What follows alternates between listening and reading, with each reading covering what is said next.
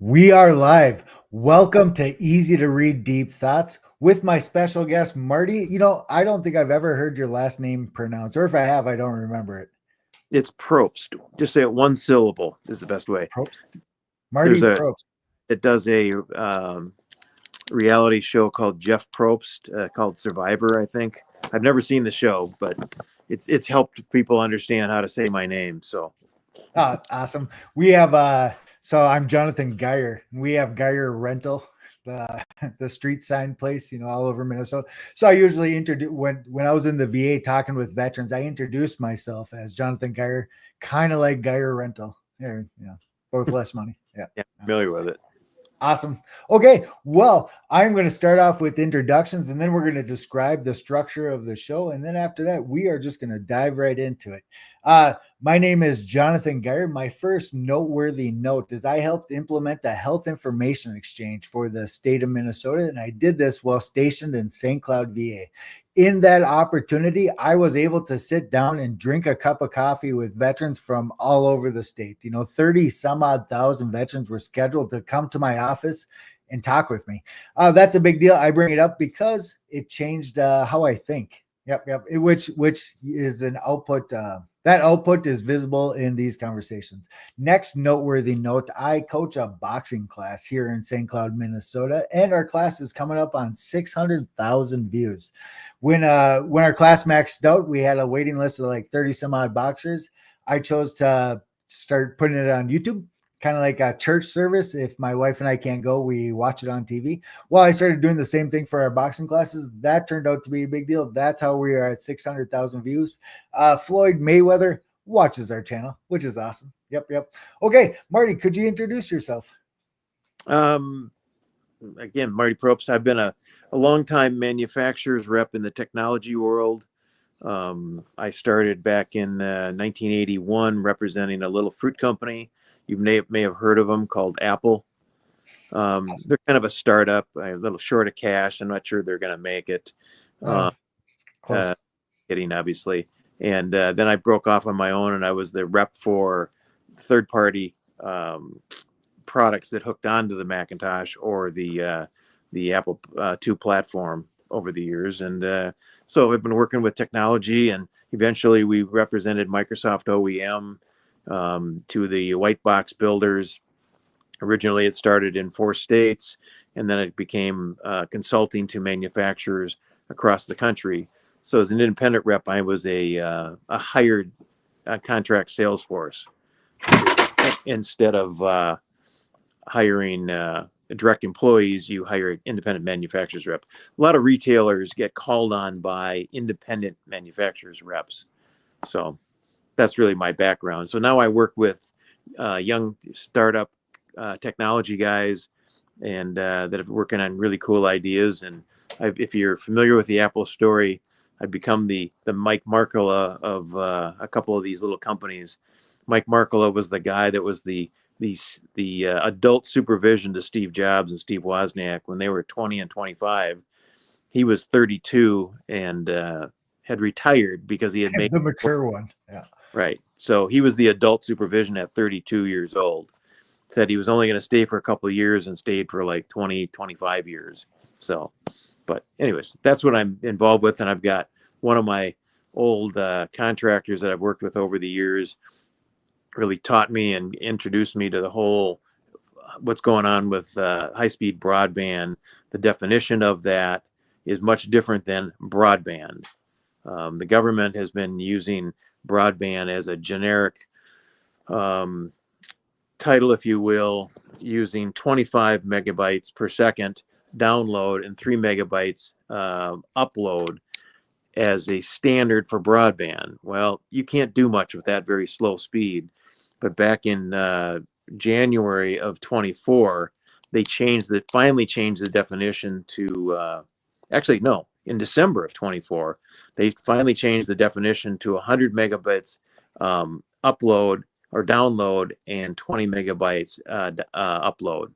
So that is high-speed broadband, but doesn't mean you're going to get it. Even when a company, a telco or an ISP or even a cable company promises that's the speed you'll get, That's the optimum speed when available. And if you look at the very small print, it'll say, we'll give you that when optimal, when possible, which if they run a cable into your neighborhood and you're sharing that cable with, I've seen it as high as 500 homes, you're not going to get anywhere near high speed when everybody comes home after school at 3 o'clock and wants to go online and do their homework, or at night when people want to watch a movie after dinner and they end up all trying to do it at the same time. It becomes a crawl, and it's very painful. So it's not high speed at that point.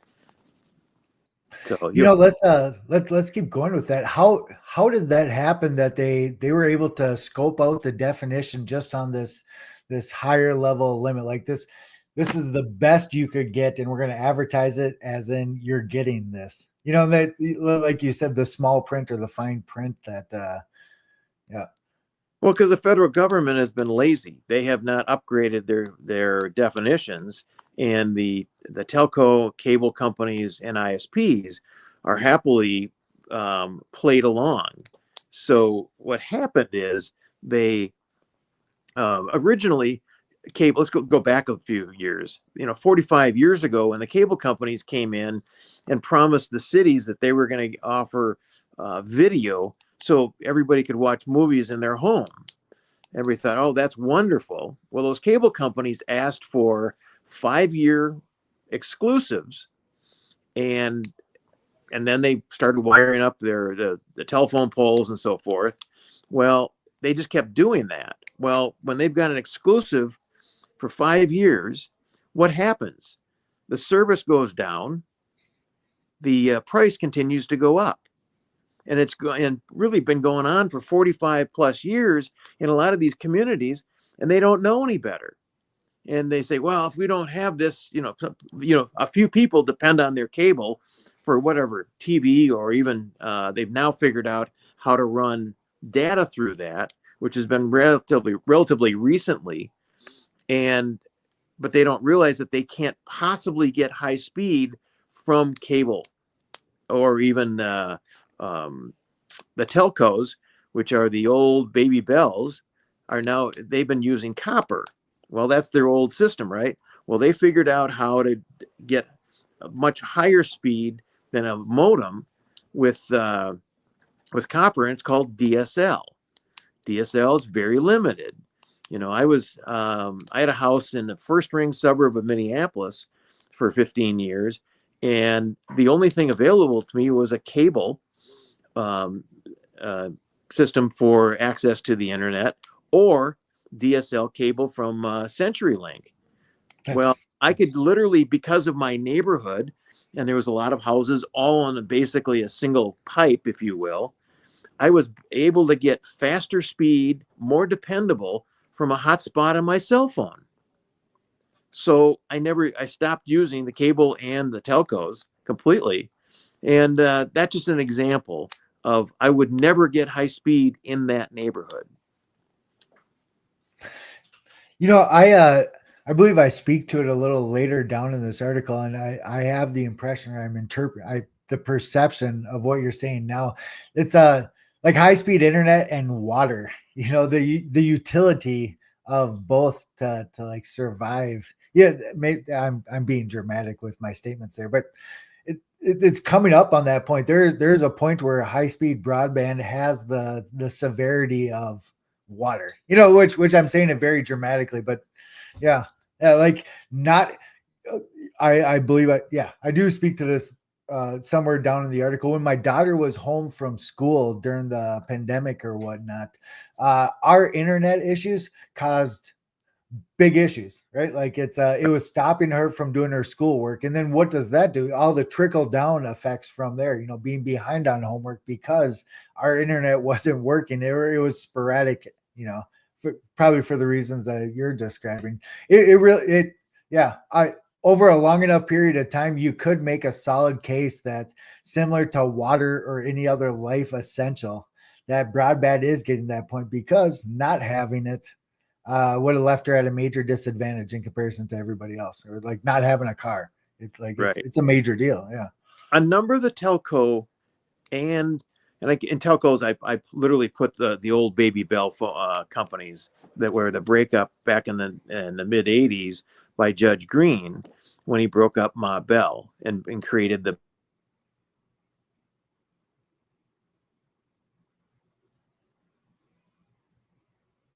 Oh, we lost you for a second. I'm not able to hear you right now. Nope. I wonder if it went on mute.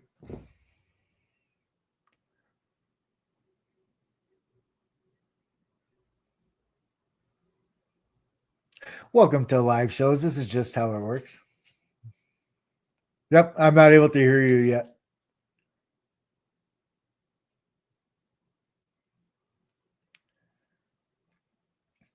Yeah, now it shows that you're on mute on the StreamYard side, my streaming service. I wonder if you're on mute on your phone itself. Those might be disconnected. I'm making this up as I go. Possible.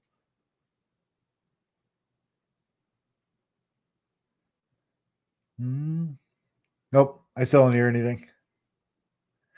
All right, Marty just jumped off. I'm assuming he's going to jump back on. Why? Because Marty knows technology, as he was describing here a moment ago.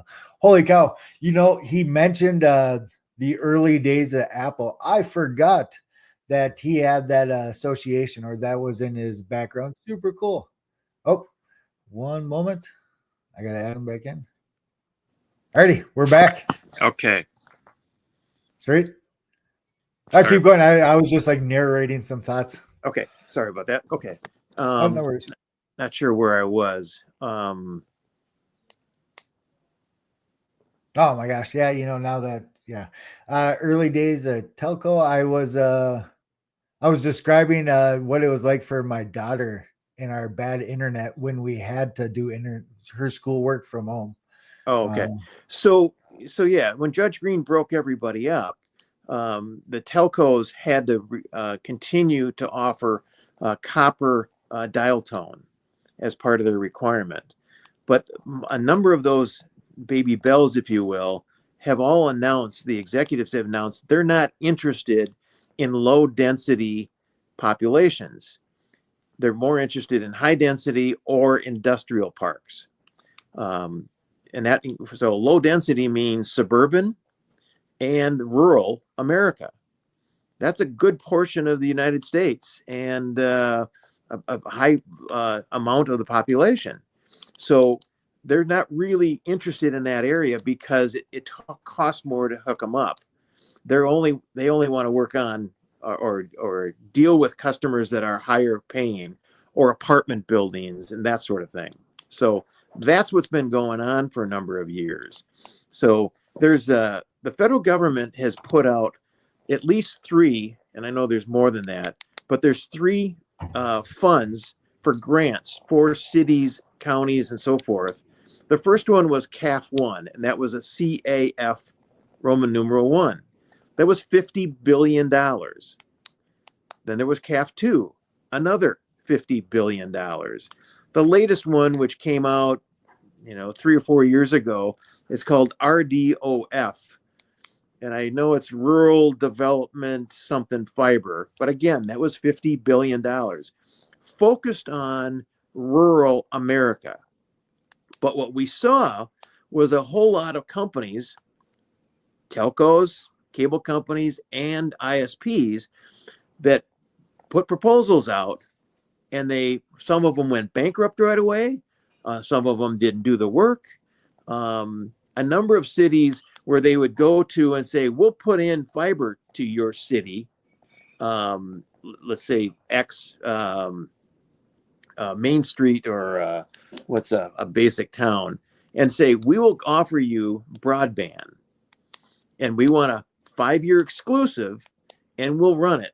But too often the contracts, the fine print said it's the 30% easiest to hook up or 3 years, whichever is first, and then we'll leave town. And that's exactly what they did. But their definition of broadband up until recently was 25 megabytes download, 3 megabytes upload. Do you mind describing that last point? You lost me. That last point with the 3 month. Yeah. Can you elaborate on that a bit? I'm not sure Sure. what you're talking about. So what they'll do is they'll literally go and hook up the easiest houses, businesses, schools, hospitals, the where they don't have to run long cables, they don't have Oh to my bury God. a lot. That's what the easiest means. If it's somebody that's maybe out maybe a mile further, it's all tied into what they call the last mile. And the last mile isn't necessarily a mile, it could be 20 miles, right? But it's all from a particular hub that everybody is connected to. And that company, again, telco, cable company, or ISP, owns that fiber. And because they put it in local, well, then they'll connect from that local hub into the mid and the long haul, which are generally owned by the telcos from leftover from the old days of the telephone companies. So that's really their focus, because to us, most of the telcos have become run by accountants. They're only interested in the bottom line.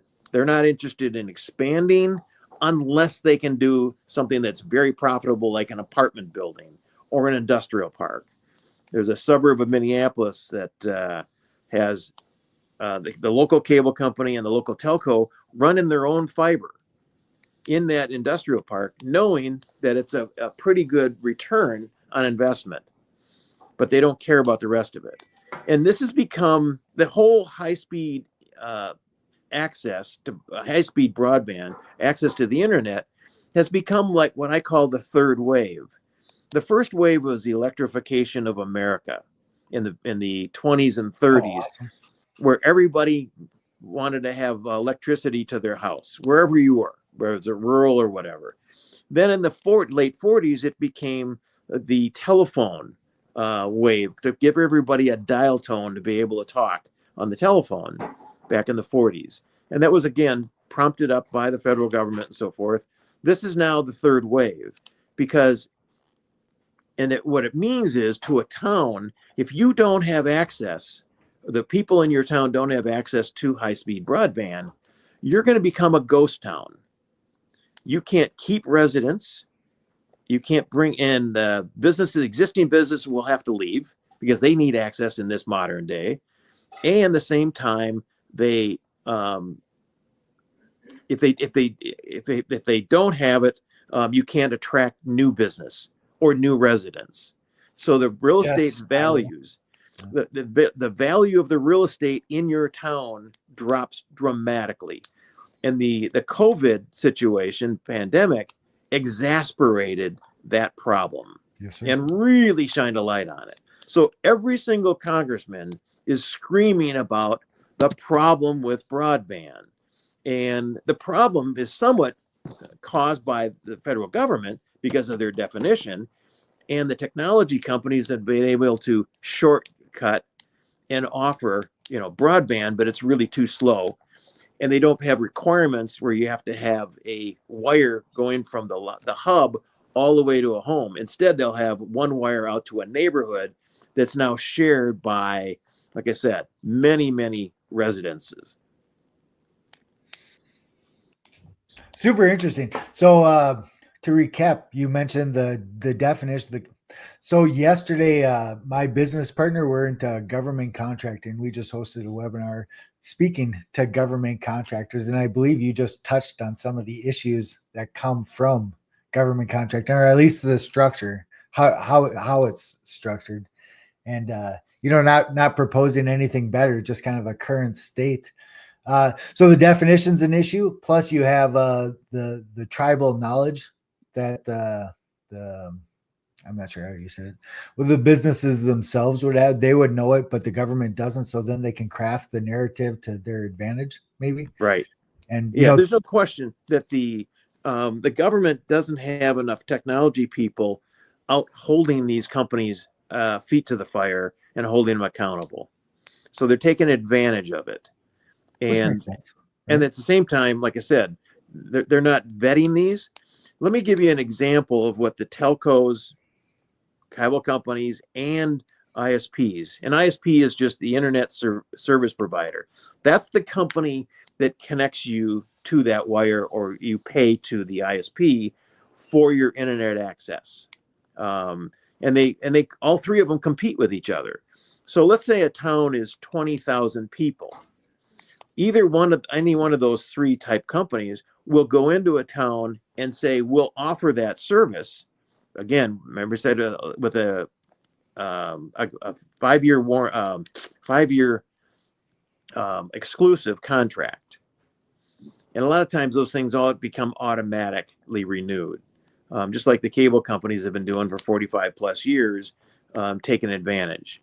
So they don't really like to replace, the telcos and the cable companies don't like to replace what they already have in place. Because frankly, they're very profitable, incredibly profitable. But they're all losing customers, and they don't care about that. They're just riding this gravy train down the hill as Kind of long as narrow-sighted. Right. So that's what. But if a new town that they're not in, they'll go in and say, we'll do this for exclusive. But what they'll do is they'll propose what it's going to cost to run fiber or broadband into those towns. And whatever the cost is, they'll double the price. Tell the town, now you go and apply for a federal, state, or even a county grant to pay for that amount. So those companies don't pay it. They get the grant from the federal, state, or county, because the cities are allowed to do it. Well, most of these government entities do not give out that money unless you, as the town, partner with a technology provider. So you have to both. But again, those aren't vetted, and the federal government or state doesn't look at those contracts and help the city out. So in the state of Minnesota, for example, they have a broadband director, commissioner, whatever that title is. That person comes from the industry, one of the telcos or cable companies. And there's a relatively new concept out there. And that concept is called open access. And open access means that the city runs whatever fiber they need to give everybody high-speed broadband. But because it makes sense for the city to own it, it's like a utility. They're good at water, sewer, some cases electricity, some cases gas, or some of the other companies will do that. But the cities generally are good at utilities. And so the concept is that fiber, either they run it themselves. Most time they'll have a separate third-party company run the fiber in their city, and then you open it up to multiple ISPs. And there's many ISPs out there because it's a pretty profitable business. Will come in and they compete with each other. So what happens is you get good service because you have competition. You also get fair pricing because you have competition. Well, the telcos and the cable companies do not like that, because most of the time in those cities that they're going in doing that, one of them's already in there. They got the monopoly. There's a town in Minnesota called Wilmer. Wilmer is about 22,000 people. It's a outstate city. They have a cable company that has had a long time cable contract offering broadband.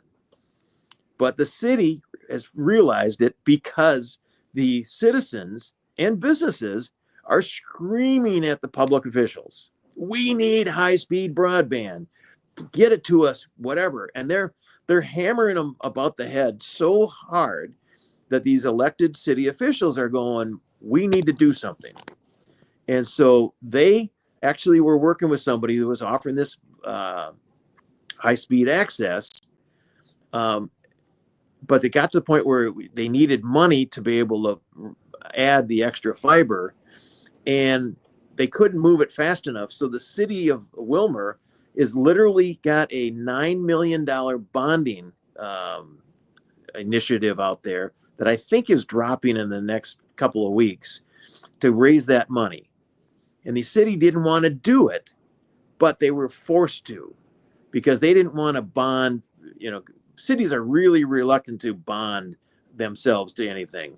But they looked at it and said there's enough of a return there, I should say enough of a demand to cover that, so they feel pretty safe. And they are, frankly.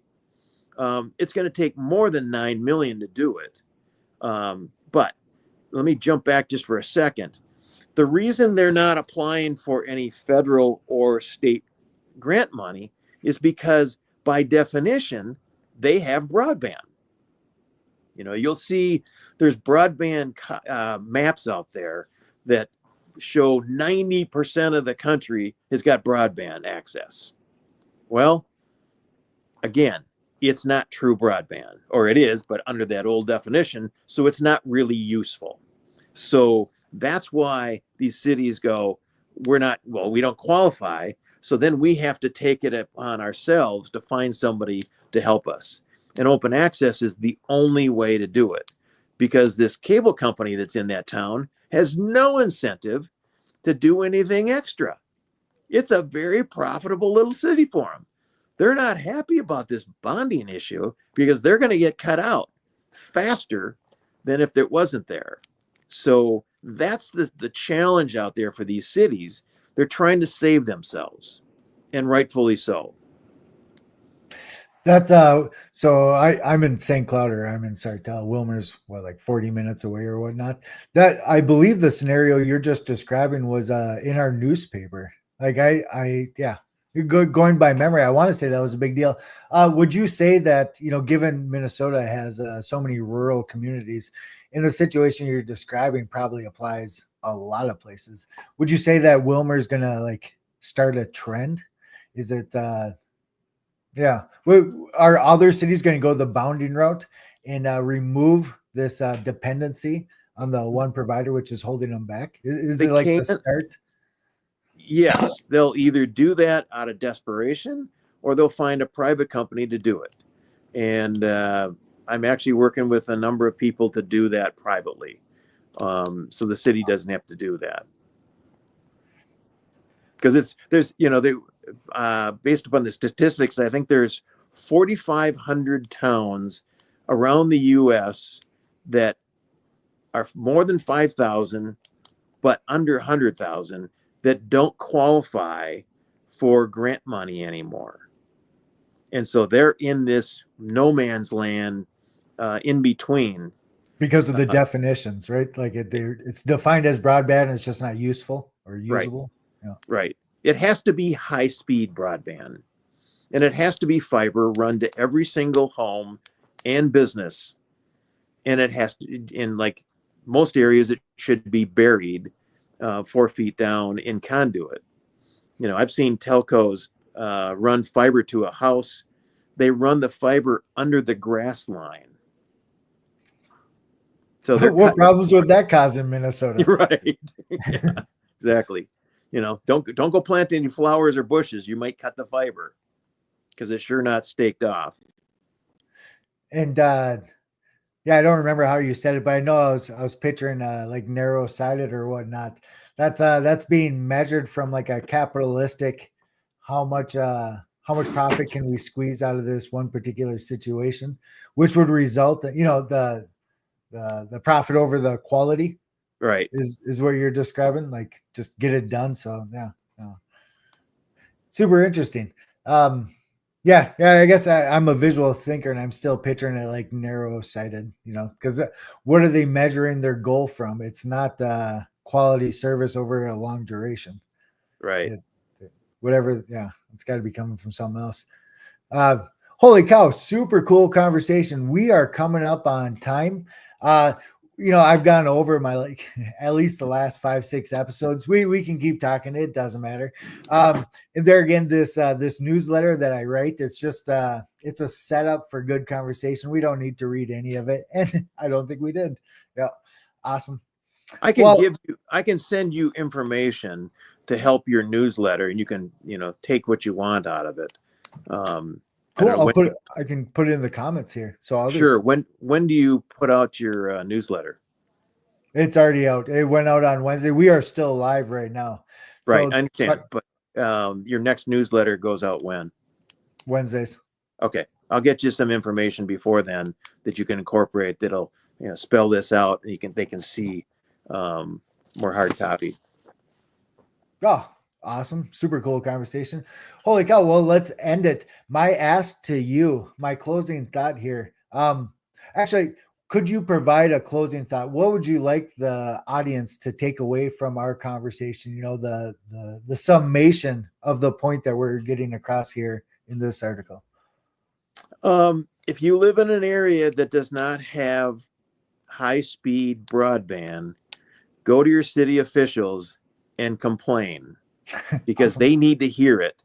Because they're the ones that are signing these exclusive contracts that are blocking something, whether it's with the telco or the ISP or the cable company.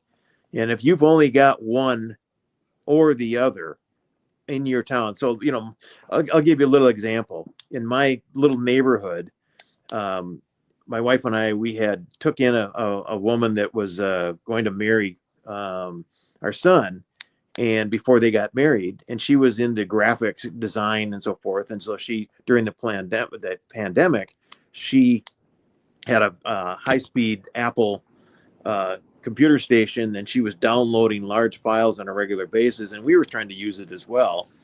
Well, we were using a CenturyLink, which is a telco, and it was horrible, slow speed.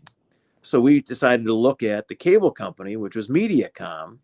And so we switched. Well, we switched only because we checked with all of our neighbors and found they were all using CenturyLink. So we switched to Mediacom. Well, it was fine for a little while until everybody else figured out the same thing, and they switched to Mediacom. So we all switched over, and then, some of us switched back, and so forth. So when you only have two options like that, and it's not true high-speed broadband, you've got a problem, and your city probably has something to do with it, because they gave that company or those companies exclusive or semi-exclusives. So there is options out there. I would have everybody keep in mind that it's called open access to high-speed broadband. So the cities get more involved with it instead of being passive. That's what I would leave you with. Holy cow, that is an awesome closing thought. And the point you were just, or the example you just gave, that was that spoke to your earlier point of, I was picturing it like a hose. How much water can you push through? Like the total capacity of that one branch being divided amongst multiple households means it's less and less per person you have on it, right? Or Right. per house. Yeah. Awesome. Holy cow, what a cool conversation. Thank you for coming on, Marty. This was great. My pleasure. Thanks, Jonathan. Have a great weekend. Yes, sir. Thank you.